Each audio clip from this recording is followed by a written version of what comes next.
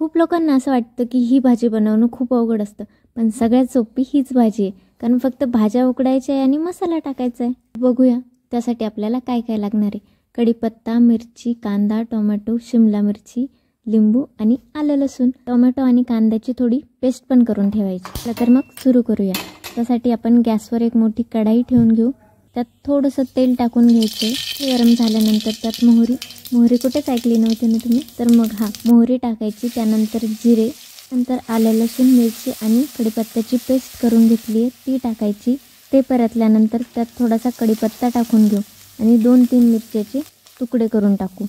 ते परतल्यानंतर त्यानंतर आपण 2 ते 3 कांदे अगदी बारीक कापून घेतले ते टाकूया आणि त्याला असा गोल्डन कलर येईपर्यंत परतून घेऊ.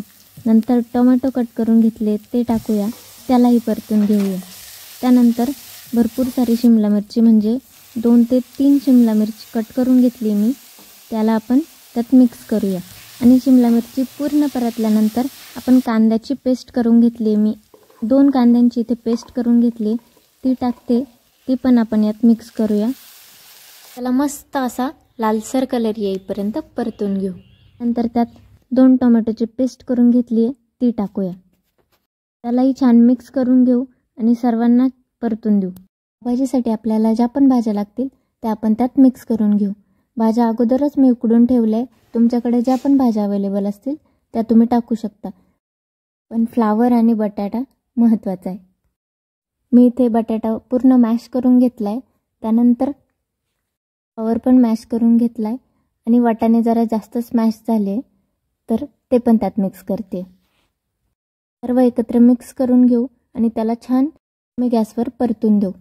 त्यानंतर आपल्याला कोणते कोणते मसाले लागणार आहे ते बघूया.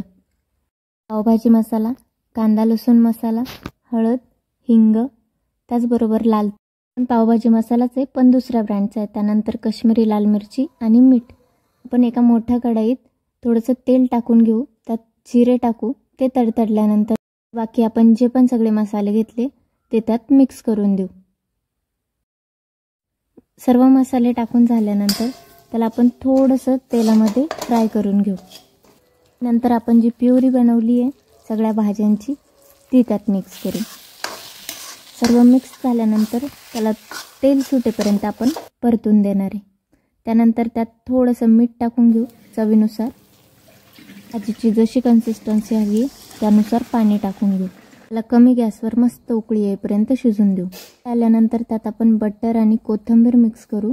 त्याचबरोबर थोडंसं लिंबू पण पिळून घेऊ. त्यामुळे मस्त अशी आंबट अशी भाजी लागते. 10-15 मिनिट शिजून द्यायची आणि आपली पावभाजी रेडी. कन्सिस्टन्सी तुम्हाला हवी तशी तुम्ही ठेवू शकताय आणि अशाच रेसिपीजसाठी सबस्क्राईब करा.